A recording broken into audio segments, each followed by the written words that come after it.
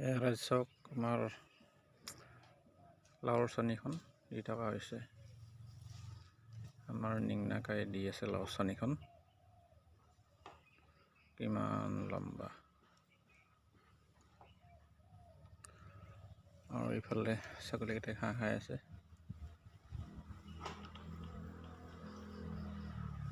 ৰোৱা এটা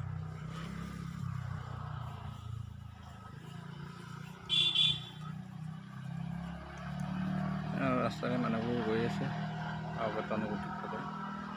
গাঁৱতে বিয়াখনো আছে আজি। বিয়া মানে আচলতে জোৰো নহয়, জোৰোণ দিব আহিলে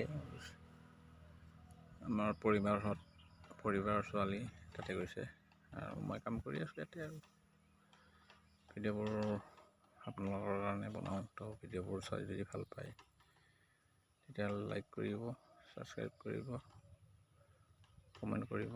নতুন হ'লে ছাবস্ক্ৰাইব কৰিব নাপাহৰিব দেই। হা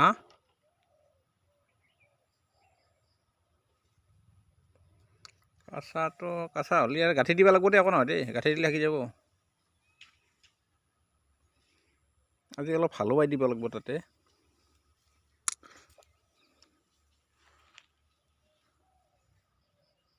এই ঘৰৰ কাষবোৰো খালি অলপ চাফা কৰিলোঁ এনেকৈ। আগৰফালে আৰু চাফা কৰিবলৈ বাকী আছে দেই। আপোনালোকে চাই থাকিব ভিডিঅ'বোৰ। লগ পাম বাৰু অন্য এটা ভিডিঅ'ত দেই।